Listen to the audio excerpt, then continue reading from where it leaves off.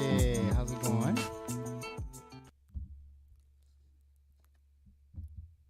Welcome to Transparent Conversations, Elevated Exchanges. It's Friday night, so it must be See, Friday see Night there? Live on That's the YouTube. wrong one. I'm sorry. One more time. I'm gonna get it right Welcome one to day. Transparent I'm Conversations, gonna leave that in. Elevated Exchanges. We don't It do any is editing Wednesday here. night, so it must be a recap show live on YouTube. Okay. Welcome to Transparent Conversations, Elevated Exchanges. Your boy Calvin or CPJR, if you know me, or CPJR 300 if you feel me. It's Wednesday night, so this is a recap show, and we are live on YouTube. We aren't. Oh, I'm sorry. This is episode number 6.41. That's episode 6, 41 days. If you know, you know. And if you want to know, just ask me. We're on Elevate tonight, so let's get to it. Welcome back. As usual, I always want to dedicate these shows to Kilmar Armando Abreu Garcia. I'm from Maryland too. He lived in Maryland. He was a father and a family man in Maryland. 14 years. We all know the story now. We're gonna keep the whole thing is like all the guys down there in El Salvador probably need to be brought back due to the fact that they were taken out of the country under the Insurrection Act, and that was ruled unlawful, or it was against the law, illegal. It shouldn't have been. There was no incursion. There was no planned invasion by Venezuela. They didn't send the gang. I forget the name of the gang, but they didn't send the gang here. So I guess we're trying to do the right thing, guys. I don't know. We're here today. That I'm gonna go into a little politics. So we're trying to do the right thing. We hear that a lot of guys they want to send people to Libya. It's just like what's going on, and I'm gonna play a video about that real quick, because I want people to understand that this is like a weird time. Like, they say that he says that what they want to do is inflict trauma, make this as painful as possible, so that people don't want to come back, instead of just trying to. But these people claim to be Christians, and we were brought up right to believe that this was a melting pot. This is where refugees should come for freedom. I know that a lot of people came here illegally, but I think that the proper way to deal with that will be to see why they're coming here. You know what I'm saying? This is people on our southern border, right? Why not just reach out to them and see what's going on, see if we can help them? I know some of our policies definitely have probably kept those countries very poor. So why would we want to have countries on our southern border not as prosperous as we are, as prosperous as Canada is? So that's just to reach out to them and see what's going on, instead of treating them like they're coming here to. They don't even say steal jobs anymore, like to get welfare and get welfare, or to get healthcare. Healthcare checks. I don't know what they're talking about, because those people work hard. They work very hard. The ones I know. I don't know if anybody was illegal or not. Just I've worked with contractors and things like that for some work. I think my father does general contracting, and when Kimberly redid her condo, he had a guy. He has a little crew over there, and they did a good job. So I don't understand why we wouldn't just try to, bring as many of those people into the country. A pathway to citizenship. And if someone's bad, of course you want to deport them, but you don't want to send them to prison forever in another country, right? I didn't know that crossing the border illegally was a life sentence in a country that's known to have a really rough prison. Anyway, so let me not go on that. Just keep those guys in your prayers, and We have to just keep plugging along with this current situation. Okay, so how's everyone? I'm great tonight. I'm not doing bad at all. Um, I'm gonna go ahead and go to the check-in. Wait a minute. Hold on. Hold on. Okay, yeah, all right. So let me do this right quick. I just want to the whole thing about this, the way this whole thing is playing out with this current administration, it's kind of got me. I don't know. I'm really fighting like not being depressed about it, not being overwhelmed about it, because I didn't grow up with these type of situations. I always voted every year. I did not believe that. I was when I started voting. David Duke, he was the Grand Wizard of some other KKK. He ran for president. No way he didn't get close to it. But these guys act just like that though. Um, White supremacists. It's just like they want to say everything is bad about DEI. Um, I don't understand. I don't know what that means. Like, why is that a bad thing? They have diversity, equity, and inclusion. I don't know why that's bad. Other than you want everybody to be white and a male. I'm not a white male, so I don't really understand what that's about. Why would you be mad at everyone else getting a job, doing well on the job, and then you don't? But then you think that you're the only one that can do the job. But this country is very prosperous. Obviously, it's prosperous because of everybody's pitching in, doing this, doing the work and doing the work and getting us to a point where getting us to the point where we are. So it's just very strange to me. As far as my check-in goes, I'm doing well. Like I said, 41 days. Still on the grind, doing my thing. I'm still actually in limbo with the government for my position. It's just a matter of time, I guess. I don't know. I'm just gonna let that. I'm gonna let that go into the hands of the universe, and just it'll work out when it's supposed to work out. I can't make the plans I want to make, but no, I can. I can make the plans, but I don't know when I can start, and like I'm gonna miss certain dates. So I'm just gonna let that go, and trust the universe on that. I'm sure everything will work out as it's supposed to. So what I want to do right now, though, tonight we're gonna talk. Tonight I'm gonna wrap up ethical non-monogamy. I started talking about it last week, but I want to stop right now, and I'm gonna play this video. It kind of resonates with me, and I think that if we could get more people to actually think like this, we may be in a better situation. Right It's there. not important that you become a good fighter in this world. And it's not important that you become a good spiritual guide in this world. It's important that you find a way to live a pleasant life and, in the best case, support other people that they also find the same. This is what it's about. No matter in which form you put it and which from cultural background you put it. The main idea is, if you don't find this way of reducing the suffering of your surrounding, your suffering won't stop. I want you. He said your suffering won't stop. Like, that's what I think about when I think about religion and spirituality. Like, I don't like what we see in the Christian nationalism and all this kind of stuff. I think that we have people looking out and seeing what they need to fix, but not really fixing themselves. Like, you don't have, like, I don't see a lot of people with peace on that side. When I see those people sitting around at the in the White House and they're around the president and they're just giving his advice and praises on him, I don't really see them having peace. And then when I see them go into the front of Congress, I don't see the peace. When I see Fox News, I don't see the peace. I don't see the peace because if you're a peaceful person, if you're trying to live the best life you can, and you're working on yourself, I think in the Bible it's like work on your own soul salvation, something like that. There's some good scriptures in the Bible too.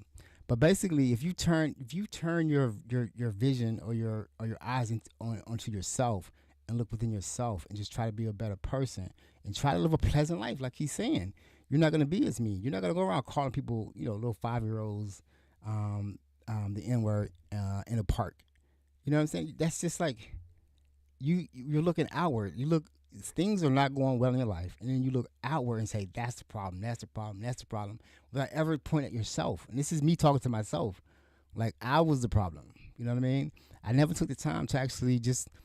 I kind of knew I was a problem, but I didn't care about it, or I didn't think I could fix it, or I thought I would fix it later, right?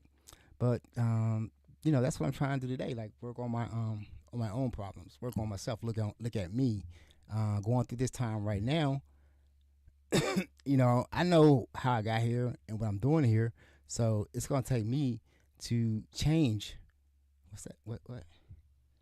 Change I must or die It's gonna I take will. me changing in order to get myself together, not anyone else.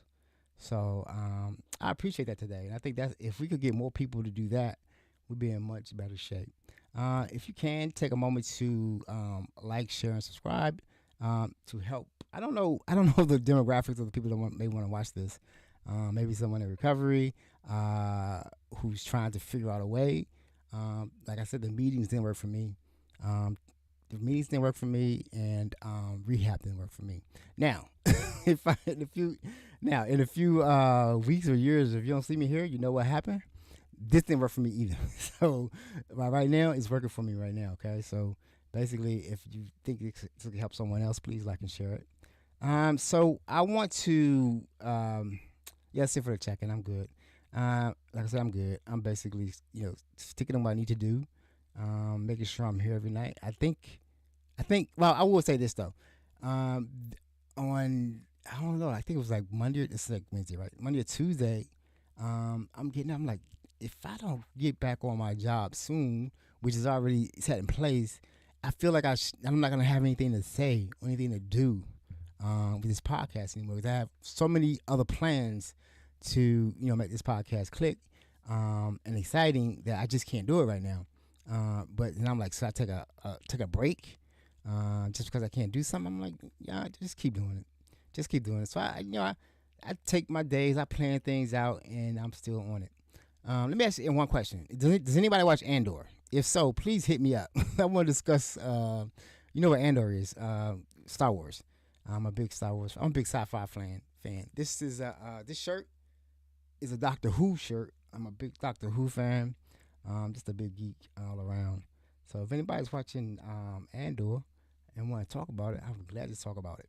All right, so this week we're gonna go into the recap. So last week we talked about ethical non-monogamy, right? And I showed you guys. I showed a little. I showed this diagram, or this little this picture. This representation of ethical non-monogamy, basically the umbrella, and then you have all the different ones underneath. This is a very simplified. It's a very very very simplified diagram, but I think I want to keep it simple. Now, if I was really talking with some really people on ethical non-monogamy, this would be the diagram we would be using. So this basically shows like anywhere from monogamy to, you see cheating in there, and the 180-mile rule. Just a lot of different ways that ethical monogamy could play out in anyone's life. So you can call yourself, or we call this community the ethical non-monogamous community. But really, it could get very, very complex or very, very simple, however you want to live it. Like if you just want to be a swinger, that's what we're going to talk about next week. You can just be a swinger. You don't have to worry about all the other things. But swinging is a very rules-based lifestyle. So you have to pay attention to the rules, and that's a lot. A lot of people get tripped up over the rules. When I start talking about swinging on Friday, I definitely will tell you guys about some stories of just some shenanigans that go on in that lifestyle. The one thing I say about the lifestyle is they don't want you catching feelings, or falling in love, and so a lot of people will catch feelings, and that'll get them in trouble. So in order to avoid that, they're constantly looking for like new partners and new people to get involved with. So we're gonna stick with the complicated diagram, but if you want to go to the complex diagram, there's many different diagrams, and like I said,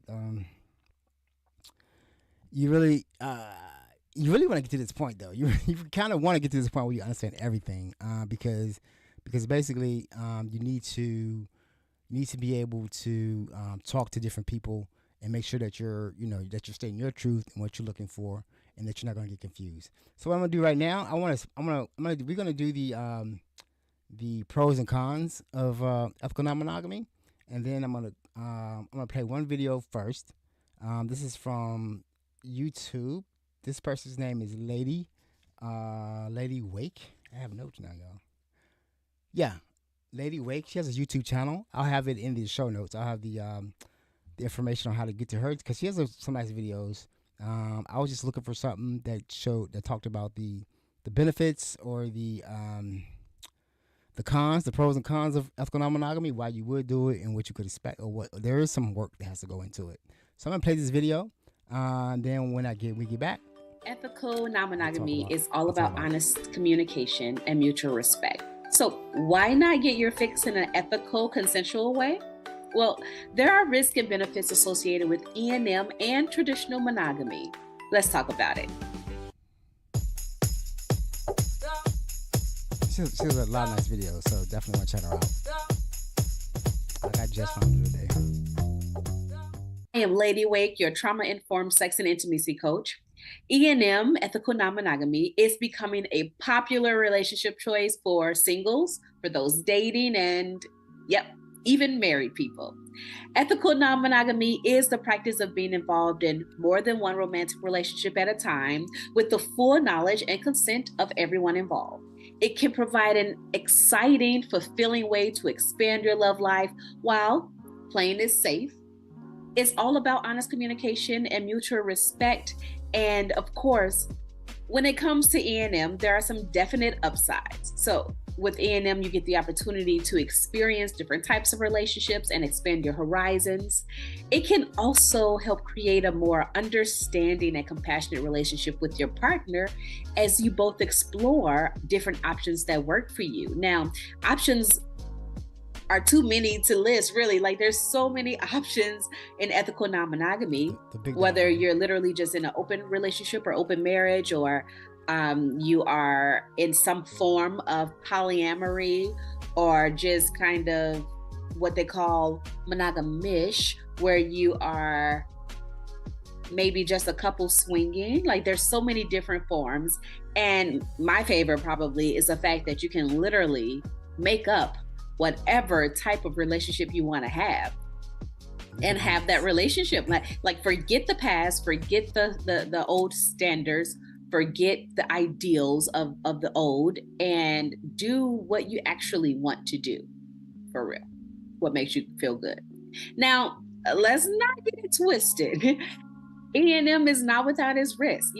Ethical non-monogamy requires an open dialogue between partners to ensure that everybody's needs are being met. So this can be difficult to maintain in certain situations and with multiple people. So it has the potential to create feelings of insecurity and jealousy, which can also be very difficult to manage in a relationship. Now, traditional monogamy, on the other hand, has its own sets of benefits. Monogamy allows you to have a deeper connection with one partner and can create more stability in your relationship if you don't like to share. So you have to know who you are. If you are the type of person who wants that one person and want that one person to want you, and that's what makes you fulfilled and makes you feel understood and is actually meeting your needs, then this monogamy setup is perfect for you, and you should be proud of that. Now, this setup can also provide an opportunity for a deeper emotional connection with your partner. And that, my friends, is something that most people are craving for within their relationships. Now, there are also some risks associated with traditional monogamy as well. So monogamous relationships can become stagnant and boring over time if you don't make a consistent effort to keep things fresh. Monogamy also limits the opportunities for exploration and growth that ethical non-monogamy might provide. Now, I say that, but also it's kind of subjective, right? Because if monogamy is your thing and you're fulfilled in that way, then that growth and just different opportunities might not really, probably won't be necessary for you. So take that with a grain of salt. Now, at the end of the day, it's important to evaluate what works for you in your relationship. Both ethical non-monogamy and traditional monogamy have their risks and benefits, or their upsides and downsides. But luckily, there is more than one option now. There's more than two options. There's so many options, and the freedom and joy and exciting factor of your actual own creativity, or you and your partner's creativity. You can literally create whatever type of relationship you want to have and have it. Make it happen. It's incredible. It's freeing. It is in line with who we are as human beings in terms of being multifaceted and flow and change and growth. So remember, decide, understand who you are, and then choose to do you. Until next time, y'all. Peace and love. Choose to do you. So basically, like she's saying, like I've been saying all the time, like, saying know your truth, live your truth, right? And that's one of the things that this if I had known this about this before, I don't really know if I don't know how my life would have turned out. To be honest with you, I just don't know. I think a lot of the like I said, this is because I think a lot of people get stuck that this is about sex, right? And they think that this is what this is about. And it's not that. It's so much more than that. Now it can be that. There is a lot of that, and it can be that though. But it's even more deeper. It's really getting to know yourself. And I'm gonna show you another. Right, hold on a second. So y'all remember the way? I don't know if you remember, but I said that like this being in this lifestyle probably got me here and helped me out, or I might have been dead a long time ago. But just by the sheer number of relationships that I had, because I was unable to isolate, and get sad because I just kept having so many relationships. And I wrote a paper, or I wrote an essay. I write all the time. I wrote an essay like in 2017 after my big crash, after I had my breakup of somebody who I definitely thought I probably would have asked to marry me. But it didn't.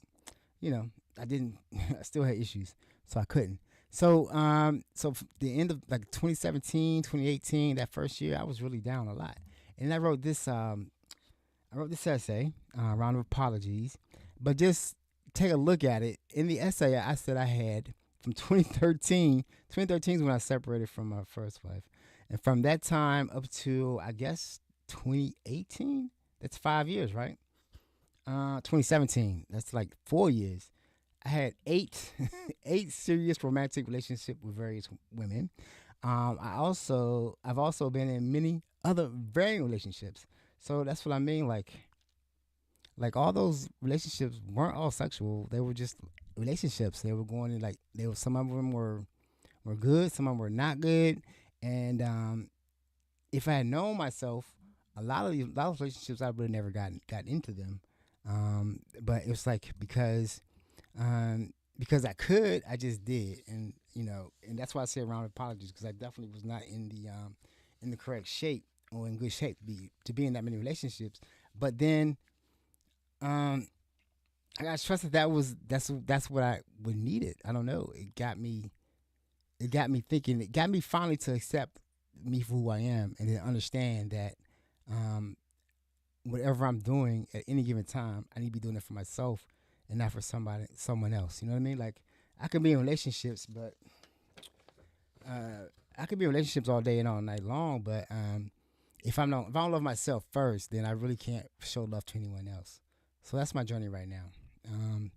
Basically, to really show love to myself and just work on, the things I want to work on going forward. So I'm gonna talk about some pros and cons some more. That was a good video. I really appreciate that.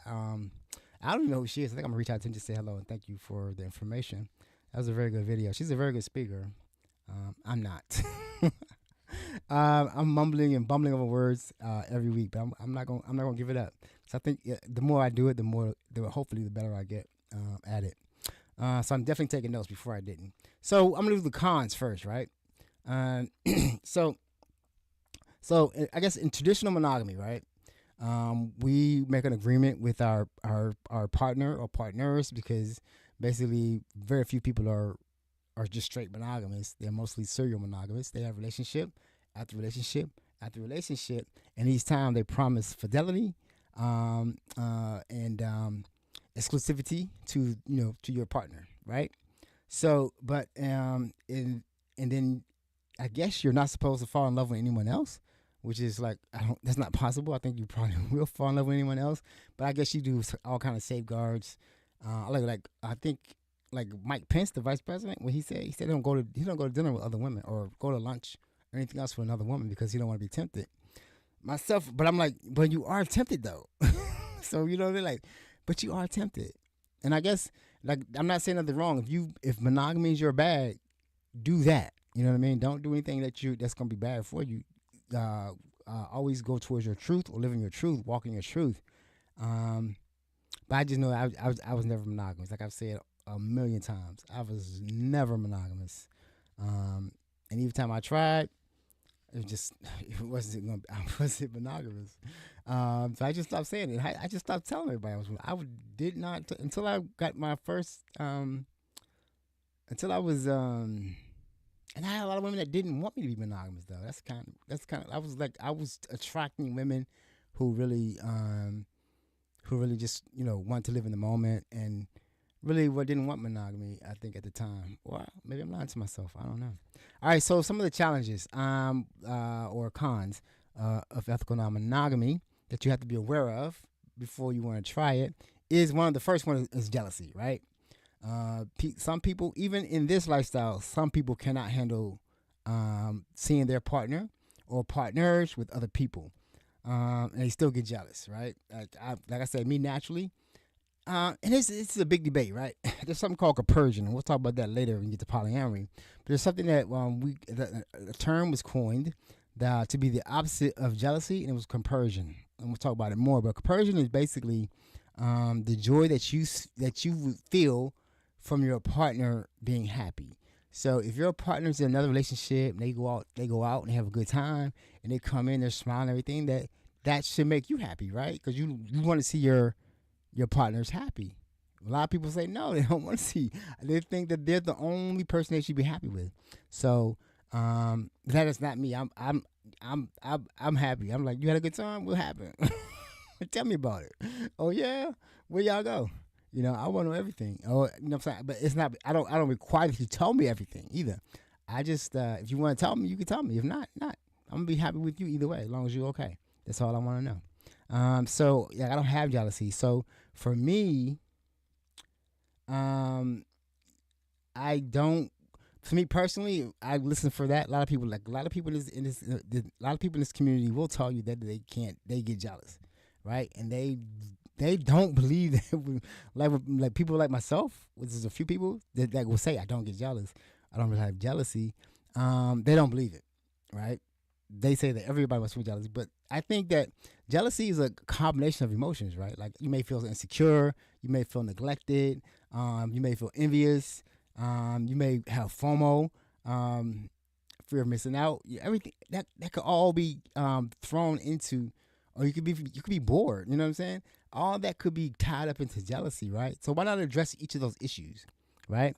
Like I know if I'm feeling insecure about my relationship, and I had to deal with that too. I feel insecure about my relationship. Maybe I should tighten up some things, like find out why am I feeling this way? Because this is my feeling, right? It's not on my partner. This is my feeling. I feel insecure that you're going out and being happy. There's a movie too I wanted to show y'all about. It's a series on YouTube. Yeah, but that's my feeling. I shouldn't put that on you because there's nothing that you can do that you're doing to make me feel insecure. It's something that I'm doing or something I'm not doing. So maybe I need to tighten up a little bit. If I'm lonely, I need to go out and do some other things, find some activities to do. Like I personally don't want to be anyone's everything. You know what I'm saying? You know what I mean? Like not everything, because you should have a life too. What we gonna talk about? If you don't go away and do your own thing, right? And I don't do my own thing, we're gonna become stuck and become codependent, and I don't want to do that, right? Like I definitely would love, like I had my last serious girlfriend. Yeah, and we both were like I was talking about Andor in Star Wars. we were geeks. Like I went to my first con down in Atlanta, Dragon Con. And we geeked out all weekend, just seeing all the the cosplay and the exhibits, and got to take a picture in front of the TARDIS. If you know Doctor Who, you know what the TARDIS is. So take a picture like in front of the actual TARDIS. I still got that picture. I just want to see next week. But that was like a great time, and that's something that we had together. But then like we went to, I think we went to like a house in the park picnic the next day, and I got to meet the other people in Atlanta in the community, and so like we were definitely walking among the trees, feeling the breeze, and see that was not really her thing, but she had her friends, and she would go off and do her thing, and I go off and do our thing, and we come back together. There was nobody worrying about. Neither one of us were worrying about what you doing or who you doing it with, because we were secure in knowing that I want my partner to have a beautiful, fulfilled life with or without me being there all the time. And I definitely don't want to be around you all the time. Yeah. So I don't. So yeah, be myself personally. I can't do it. If someone has too many jealousy issues or haven't taken the time to work, because you have to work that out, right? I'm tell you one thing I had to do right for myself. So basically, Heidi, my ex-wife, she was very beautiful, very sought after. People loved her in the community, and definitely she didn't really go up that much. So everything we did like together. But if she did happen to have gone out with somebody, right? Like I think she did. And I think the first night I was like, I felt the way, about it. She was going out. To me, she was going out with her old boyfriend before me. So just to talk, I was like, I'm feeling away because this hadn't happened to me yet. You know what I'm saying? Everything we would normally do, we'd be together. So I was feeling, but I'm like, you know what? Here's the thing. I wasn't the first person she had sex with, and I not the last person she had sex with. She's married again now. So I'm like, why am I worried about if such and such happened? Being insecure, like he could sweep her off her feet. I'm like, nah, I'm pretty sure that she's a grown woman and she's doing what she want to do.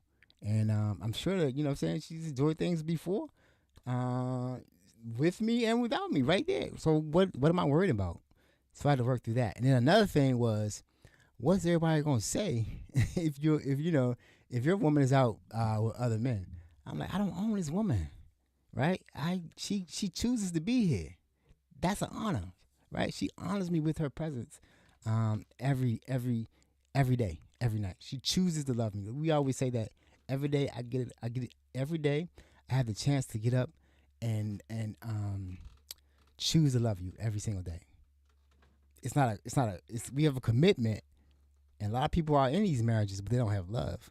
And definitely that this relationship showed me how to choose love every day, and then bask in someone choosing me every day, right? Yeah, and it took me a long time to learn that. I'm learning it now that if I would have been healthy and good, it would have been different. But this is where I'm supposed to be. So another thing you have is logical. Another con is logical and practical challenges. Basically, time. Right? You can save up money, but you can't save up time. You can't get time back. So you're in a relationship, you're working, maybe you have kids, other obligations, whatever going on, business. You got this business on the side. That's what I had. Business, I had Heidi, business, job. So I was busy all the time. And then squeezing in going out with other people, it's a lot because you only got so much time. 24 hours in every day. Everybody has the same 24 hours. So if you're putting in, if you're burning the candle at two ends, you have to learn how to really manage that time well. You know what I'm saying? And then learn how to, when you're with someone else or with your partner, that you're not on the hitting the text messages with the other partner. You gotta let them know this is my time I spend with this person, and then even have them understand that when I go, I'm gonna be gone. I'm not gonna be reachable. Of course, if you can reach me if it's a problem, I definitely, I'll give you the other number. Try to get to me if there's an emergency to get back. But yeah, I gotta, and I'm gonna allow you to have the time too. You know what I'm saying? Because it's very important that we do that for each other because there's only so much time. And then you have things like, holidays, who you spend who do you spend Valentine's Day with, Christmas with, all those kind of things. So that's about, there's some challenges you have to overcome. And then another con, something else to look over. Oh, I'm sorry. Resource allocation, money. Like, what I'm saying? Like, there's a joke about, there was a joke, or some people talk about polyamory. It's really just for rich people or people well off. Because you have to date. If you date more than one person, it's expensive. And then the way I date, I don't do cheap dates. So if I can't spread it around evenly and treat everybody the same way, I'm cutting back. You know what I'm saying? Except for my wife, except for my primary. Nasty. I always take her home first. That could be more than one person. I'm just like, now home has to come first, and then if I'm going to pursue something else to the level that I normally would pursue it, then I have to make more money. You know what I mean? Like I have to make more money or do something else. So yeah, think about those things. Logistics and the logistical and practical challenges. So basically, money, time, money, time, and you have to make more money, or you can't get more time though, right? You have to think about those things. And then you have societal and the external challenges. Basically, the stigma. There's a stigma, right? Everybody thinks that we're cheating. You know what I'm saying? We're cheating. We can't commitment. We just, all we want to have is more sex. All this kind of thing. But it's just to us. No, it's not just that. It is our life, and that's why we ask everybody that can live it out loud to normalize it. It's always been here. I don't know if you remember from the Esther Perel video. If you go back, it's in my last Friday. She said that people are basically negotiating monogamy in their head every day. Am I going to cheat or not? Because that's your decision. You're choosing to be with this person, be monogamous with this person, and then when you cheat, you chose to cheat. You chose no longer to be monogamous as one person or be exclusive. So that's a debate that's going on in everyone's head all the time. And some people just do what they want to do without thinking about the other person. I think we just choose to. The reason we call it ethical non-monogamy, right? There's no cheating because we have an agreement. Our agreements. I'm gonna do my agreement next week though. Because we're talking about swing. Our first agreement. Our agreement lasted one day. Then we just threw it away. We good. So you're definitely gonna get, like I was saying, worried about your fellas, your people at work, everybody. Your wife was out with somebody else last night. And you're like, I know. I know. What are you telling me for? Did you talk to him? You say, hey, who was you? You know him? Yeah, he's a good guy. You know what I'm saying? But then they think that maybe we're a cuckold. You know what I'm saying? A cuckold. Meaning that we want to we get turned on by our partners being with someone else. No. Nobody. We don't own a partner. We don't own that person, right? We don't own that person. That person didn't promise us fidelity, exclusivity, physically or emotionally. So they're allowed to make decisions that are right for their life, basically. So the stigma is there, but you don't have to actually abide it. You don't have to really give it life. Like that doesn't. It's not like it's a bit better now because it's everywhere. Actually, it's getting a bad name because it's everywhere. I don't look at any type of anything like the Sister Wives show. I don't watch none of that because it's ridiculous. It's not it's not real. First of all, it's not Sister Wives. That's a weird term. And they're talking more about even though they call it polyamory. It's just it's not real. It's real, I guess, in the sense that, but it's like so people think it's like sex every night and all that kind of stuff. No, it's just a lot of talking. It's just a lot of talking. Because you got to have conversations more than once. You know what I'm saying? Like, you got to talk to this person. You got to talk to this person and what they doing. And that brings us to another con is difficulty finding support. You can't go to... So, not many people have lived this ethically non-monogamous lifestyle, right? I didn't find it until I was in my 40s.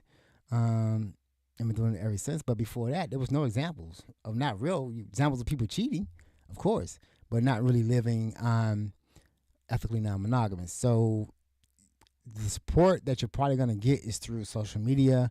Like I said, there's a lot of Facebook groups. Try to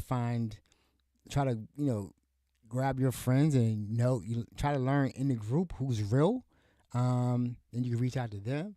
I used to have a lot of people reach out to me because I don't know, I just talk crazy, or maybe I just tried to really. I read a lot. And I just not only did I read a lot, I also experienced a lot, but I didn't because I had to put it in practice. I made a lot of mistakes too, a lot of mistakes. Societal and external challenges, right? So it's a lot of talking though. If you're not a talker, you can't do this. If you're not a talker, you're not emotionally intelligent. Just wait a minute. Wait. No, if you're not a good talker and you are emotionally what's that thing? Mature? Does that want to say? Yeah, emotion. I think that's what I want to say. Yeah, maybe I don't know. Yeah, if you're not emotionally mature, or you can't basically handle your emotions very well, you need to do that. You need to get out of any relationship and go get some therapy, because you definitely should not just be going off and yelling at people. That's ridiculous. So yeah, next challenge, another con is communication and relational challenges, because you will have to talk a lot. You will have to have the conversations like 2 and 3 times with 2 and 3 people. Bring it up in the groups because you don't have the answer. You don't have the answer. You can't go to your mom, your dad. You can't go to your brother, your sister. You got to go to a group and then ask them. Hopefully, if you're in a group, that you're making good contacts and making good friends. That some people that you can reach out to that you could trust. I had that in the beginning but I left. Like I said, 2017 after I crashed, I left everything. It was gone, and when I came back, everything different. And then I think I also was bitter, and I didn't reach out to some people correctly, and I made a lot of mistakes. Because I wasn't emotionally mature. I wasn't at that point. I was a mess, and I was looking for any type of validation or like a life preserver to not feel bad anymore. So I definitely reached out to some people I shouldn't have. And that brings us to potential for misunderstandings, because I said you gotta be a good communicator. Definitely, like my rule, like my boundary, like don't call me. Text me before you call me. Please don't call me out the blue unless it's an emergency, unless we're partners, right? And then if you keep doing that, it's gonna be a misunderstanding, because I'm gonna say something to you. That's a boundary. That's not like my check boundary. Are you really listening to me? Can you really respect my boundaries? Because that's such a low boundary to me. And I find that I don't always want to talk on the phone, even if I want to talk to you. Like I myself with my last girlfriend, not in Atlanta. We didn't have to talk on the phone at all. We would just basically text all day. And then if we need to talk to each other, we say, I'm going to call you right now, okay? And we say, okay, we say, call me at this time. All right. But then we had like set times to call each other, to call and talk, just, set nights, do the video thing, everything like that. But most of the time we just chatted. And that's because we were both geeks. So it worked out well for us. So yeah, boundary negotiation and maintenance. You have to always be talking about boundaries, because basically in this lifestyle, boundaries will be pushed. And you should be open to changing your boundaries as you grow in the lifestyle. Like I said, like now at the point where I'm at is I don't have to. The rules, if you need agreement, I'll write one up for you, or I'll sign one for you, work one out for you. But I don't have to have an agreement. I trust you as an adult, and definitely somebody who I fell in love with and who I have in my life. I already know you're very intelligent. I know you're emotionally mature. I know you're a great communicator, because you wouldn't be in my life if you wasn't. So I trust what you're doing. I don't have to know. You don't have to tell me. I mean, you tell, like, common courtesy. You go on tonight with so and so. I'm gonna call you at so and so. Touch in, so I don't get worried. That type of thing. But I don't have to know everything you're doing. I don't. I really don't. All the rules people have, I don't have those rules and stuff like that. I never will again, because if I have to have those rules in place for you, then I probably shouldn't be in a relationship with you, which is something I learned along the way, that definitely being open to a lot of different relationships. Remember I said 8 relationships in 4 years. 8 serious relationships in 4 years, and other relationships too. Like if I had to name those people, I probably couldn't. I could name some, like some very big ones. That were kind of really rough. It should have never happened, but I I can't really name them all. I can, like I said, I stumbled upon that when I was going through cleaning up my files and stuff like that. I forgot I wrote that, and I definitely forgot. I remember round of apologies. I remember that, right? Because I had to write after that breakup in 2017. I had to just write to get stuff off of me, and just try to come back because I was gone. I really was not in a good place. So let's go do some pros right quickly. The pros are always better. I like to end on the pros. So the first pro would be, or first good thing about it, increased fulfillment and happiness. So yeah, yes. So I don't want to be someone's everything, and you probably can't be someone's everything. I know that people with monogamy do this. That's fine. But I know for myself and relationships that I have too many different diverse interests to think that you could be the one. The closest one was even with Heidi. The closest one was Ayana, because he was a sci-fi geek. So that's possible, but then you don't have to try to force someone to be everything. You know what I mean? Like if you want to go golfing every weekend, so and so don't. But you really want to go with your partner. You know, I used to like walking everywhere in my neighborhood. I still do. Back then, but how do you walk? I think when we walked around the neighborhood with me one time, she said, "Nah, I'm not doing this no more."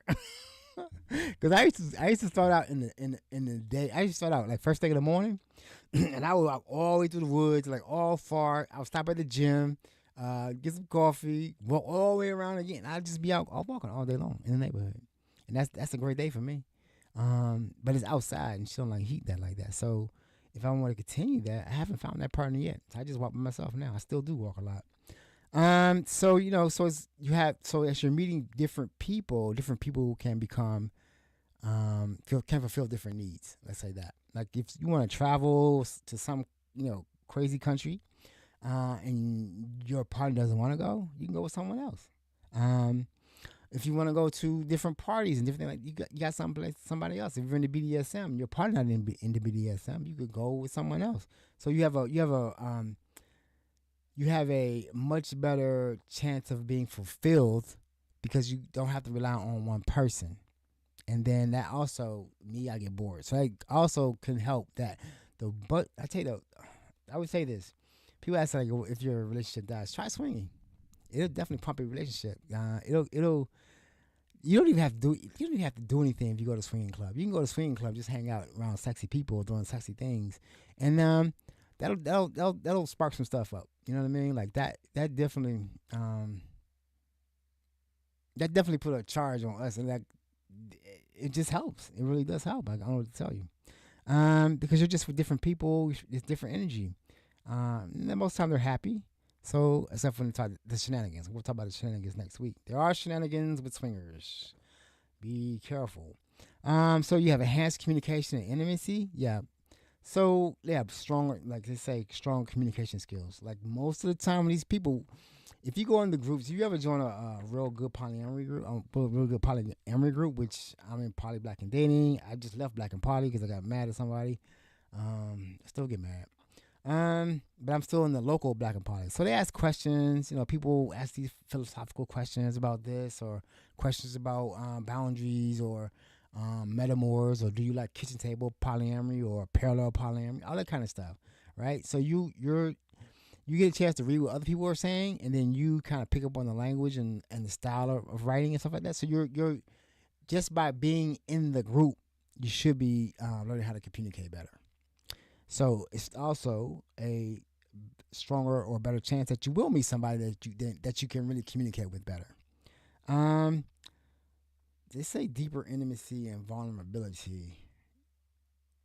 Well, yeah, I think that's true, right? Because when I said like my boundaries, we started out with an agreement, and after the first night we were another couple, it was gone.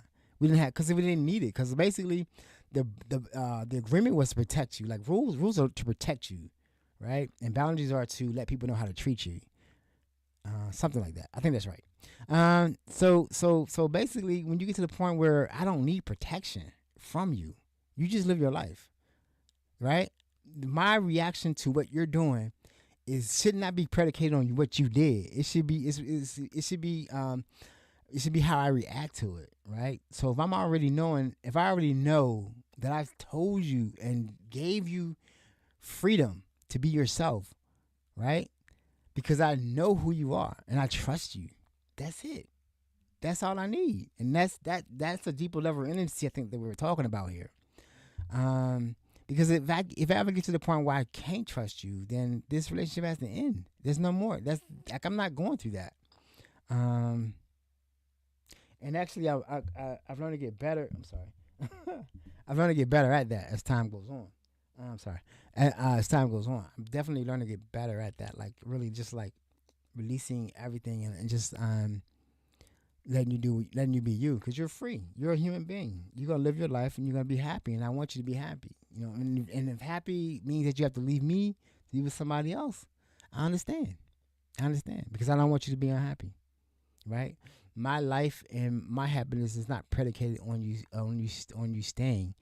My life and happiness is predicated or attributed to you being happy, right? I'm not gonna ever try to lasso somebody and have them be in my life when they don't want to be here. That's ridiculous. I think that's ridiculous. I do. Increase increase self awareness, because you're always looking inside of you. Like I said, you're looking at your reactions to people because you don't have the rules. You don't have the rules of like to protect yourself. So basically, people can be unpredictable. They can be unpredictable. So you will come up against new, like I said, these relationships will push boundaries, which is healthy. So yeah, that's good, right? So yeah, you will definitely have a better understanding of yourself. Remember, I said that the reason that I think that I'm to this point now where I can actually look at myself and then actually say what looking back at what happened, what was going on, and say, and then try to choose a better path, because I went through this time and I went through this time and I had everything I thought I wanted. You know what I'm saying? I thought I had everyone around me that I wanted. I thought I'd been happy. And it didn't turn out to be true. For me, because I'm thinking for a second, I'm sorry. Didn't turn out to be true for me. I needed to do more work on me. Because like I said, nothing that happened to me was anyone else's fault. It was mine. So we have another pro or benefit is stronger relationships and community. That's true. That's true. I say that like there's a Black and Poly. So there's a big, the main group is called Black and Poly. That's a big group, and then they have like each area. They have like small, like there's a Black and Poly DMV, Black and Poly Atlanta, and then there's a huge Poly Black and Dating. I think it's Poly Black and Dating group, and I see people there that I've known for over 10 years, right? Still there, and I left and came back, and some people know what's up with me, and some people don't. But the relationships change. I wish that they didn't, but they're still there. I probably can reach out to them, and I think some people may think that I've curved them, or just didn't when I was going through like 2017. Yeah, 2017 was like my year, And but I think I might have curved them and didn't want to be around them. No, I was really hurt, and I was going through my thing with my primary at the time, and I just had to fall off. And get back to, because as an addict you have to stop, right? And sometimes in order to stop, you got to do something drastic, whatever it takes to stop, right? So a lot of people may not have known what was going on, and they may think I may have curved them or didn't want to talk to them or something like that, which is untrue. There's so many dynamic people that I wish I could just reach out to, but I'm gonna trust the universe on that. Make more authentic relationships. Reduce codependency. That's what I was saying, right? Reduce codependency, meaning that I don't have to have you around me all the time, right? I prefer not to be around you all the time. I want you to go out and have fun. Go on your girls trip. You know what I'm saying? Do whatever you're going to do. Get your groove back. You know what I'm saying? I'm going to be here waiting for you to come back home. And yeah, because your groove back now. I want you to come back with your groove. So yeah, more, what's what I'm saying? Yeah, reduce codependency. Definitely, because you're not relying on one person for everything. I think you can get more things worked out. I think relationships are for growth. And I think that the more relationship we have, the more we can grow. Now, in my case, I shouldn't have had that many relationships because I wasn't well. Hurt people, and that's what I was doing. So more authentic relationships, yeah, relationships that are based on honesty and transparency and truth, are going to be more authentic because basically you're being authentic, right? You're being your real self at any given time. Like I've said before, like in my life, I was always somebody's boyfriend, husband, father, whatever, right? I was never just me. Um, Nah, that's weird because I was like I said, I've been in relationships all my life and never took time just to be with myself. Like when I like I said when I separated from Heidi in 2013, 8 relationships in 4 years, and other relationships there was more than 8. That's just 8 that I remember that were serious. And then because I never took that was the time that I really should have just stopped, right? And took time for myself and figure out what the hell was going on, with me. And then just close that relationship out, and then just move on from there. I just kept moving, and I held it together for a little while. But then once you start feeling pain and you can't know what to do, you're gonna go back to what you know to make yourself feel good. So it's greater autonomy, personal freedom and autonomy. Yes, freedom. Right. We're all adults, right?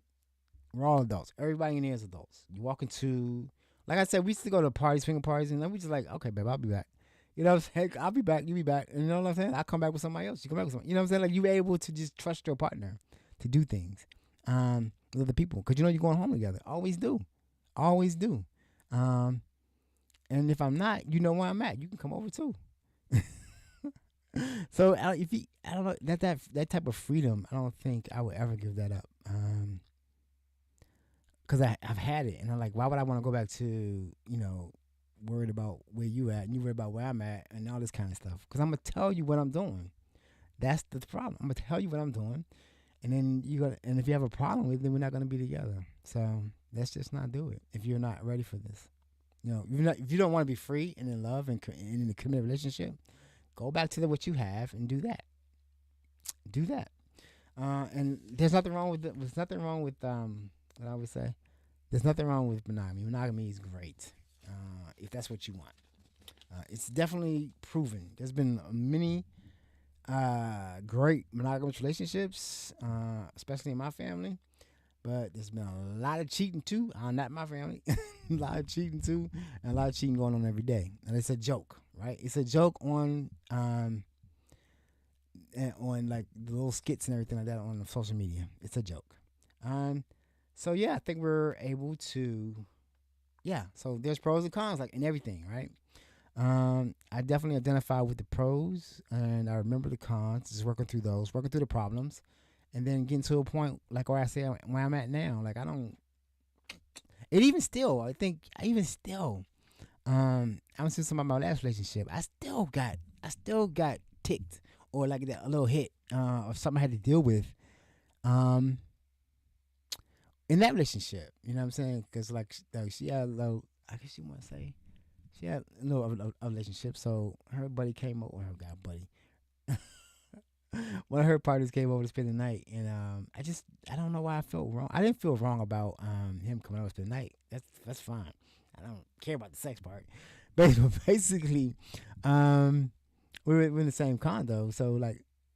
She left the doors open. I'm like, why would you leave doors open? I can't move around like I want to move around. You know what I'm saying? Like, I don't want to walk, walk past the door. I don't want to see nothing because we're not combined in this. You know what I'm saying? Like, do your thing, but it's just a lot of weird things like that. And I don't know. They just put me in my feelings, and I just had to go and I went to the group with it, and they read me because that was dumb. I was dumb. I got corrected. I used the wrong terminology and everything, and they dragged me for an entire day. And I'm in it. I'm in the group. They know me. And some people say, I know. They had to look twice. This is Calvin writing this? I was going through it. But I wasn't going through it for the reason that they may have thought I was going through it. Because I didn't want to say that, why is this fucking door open, man? Why would you do that? Just a weird thing of living with people. Some people just don't have the same we're not compatible. We're not compatible. Everybody's not compatible. You may fall in love, but you might not be compatible. That's impossible. That's possible. I think we're in a good spot. I think we did everything. Now take notes. Now I type this up. Trying to be professional, and not miss the points I wanted to hit. So I think we did hit everything. Yeah, I'll have the links to the videos I play in the show notes. And next Friday, the conversation is going to be on next Friday. It's gonna Friday Night Live is going to be swinging. Swing is a vibe. If that's your jam, right? Swing is a vibe. That's your jam. Some people love swinging. Not me, not so much. And I'll explain to you why. I think I'll do that then. Yeah, I'll explain to you why when I going through swinging, I kind of understood myself, and why I when I told someone my ethical non-monogamy. You know, like you say you ethical not. When someone said that they're ethical non-monogamous, you should say, what does that mean? What is that? You know what I'm saying? What do you do? What's your agreements? So I always call myself polyamorous / open, and I'll explain the open part. But you might be able to figure that out though. But yeah, next week we'll go into swinging, and then we'll just keep going from there. All right, I think we're good. I thank you for your time. Like, share, and subscribe. And I think we're gonna be out of here. And I think I'm gonna try to press the right button. Let's see. All right, people, we out. Choose love every time, and things will work out. All right, peace. See you next week. Love you.